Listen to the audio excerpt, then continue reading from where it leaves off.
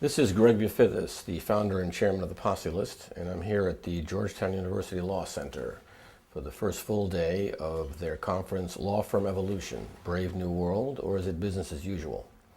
And this afternoon, my guest is Leah Cooper, who is now Director of Strategy at CPA Global, formerly with Rio Tinto. Leah, can you tell us a little bit about the move you made from Rio to CPA? Sure. In I guess the middle of January this year, CPA Global was close to finalizing a deal where ICG, Intermediate Capital Group, made a significant minority interest investment into CPA Global. And as soon as that deal sort of became more formal, CPA came to me and asked me if I'd be willing to come to CPA and help them really grow the business.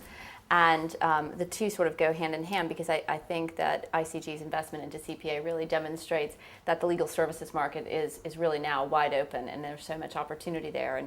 And with that in mind, it was truly a no-brainer for me to jump on a team at CPA. They're really, in my mind, from the client side, and now obviously with the CPA hat on, the best legal services outsourcing provider out there. You made some points during the seminar just recently ended about trust, which seems to be one of the major talking points all 3 days. Can you just give me some ideas of your feelings about that? Sure. I think that general counsel need to trust the providers that it works with, and there's been a lot of discussion about the balance of power shifting back to the general counsel, and that the general counsel is the buyer, and that as the buyer, he or she is going to only spend money with trusted partners, and whether that's a law firm or an LPO provider or another vendor, there has to be that relationship, because folks are very worried about professional liability and malpractice, but I think that that trust is critical in all of those relationships. You talked about the fact that the general counsels have a lot more choices. There's in fact a Chinese menu that they have to be considering, and your point is that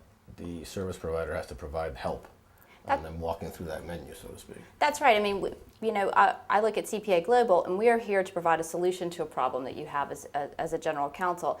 And I fully recognize that the options to the buyer are wide open. You can go to a law firm, you can go to an LPO, you could go to contract lawyers, you could buy computer software to help you, you could ask your bank to help you can ask your accountants to help you.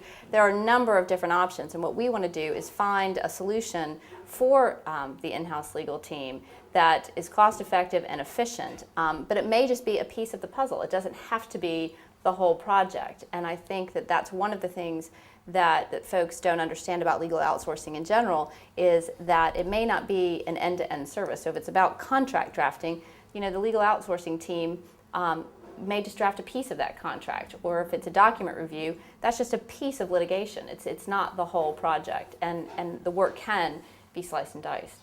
Okay, great. We appreciate your time, and we'll see you later in the conference. Okay, thanks. Thanks.